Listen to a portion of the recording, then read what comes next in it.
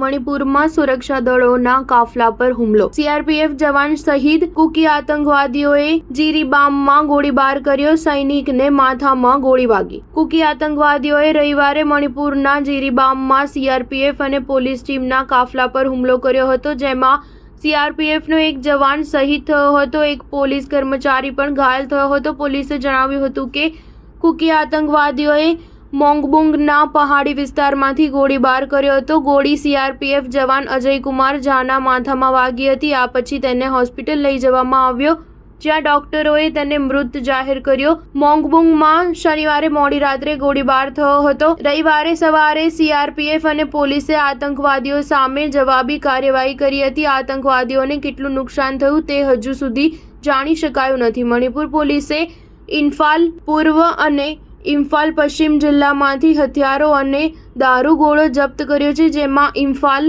ઈસ્ટમાં એક AK-56 rifle, એક SLR, એક 38 પિસ્તોલ, 2 ગ્રેનેડ અને 25 રાઉન્ડ ગોળીઓ મળી આવી છે. સુરક્ષા દળોએ અહીં સર્ચ ઓપરેશન હાથ ધર્યું છે. કોંગ્રેસે મણિપુરમાં થયેલી હિંસા પર શોક વ્યક્ત કર્યો છે. ટ્વિટર પર પક્ષ દ્વારા જારી કરાયેલ પોસ્ટ તેમાં લખ્યું હતું કે 1 વર્ષથી વધુ સમય થઈ ગયો છે. મણિપુર હજુ હિંસાની આગમાં સળગી રહ્યું છે, પરંતુ વડાપ્રધાન નરેન્દ્ર મોદીને તેની પરવા નથી. તે પોતાની દુનિયામાં ખુશ છે. સ્ટાર ન્યૂઝ 7 હંમેશા સચ્ચાઈની સાથે.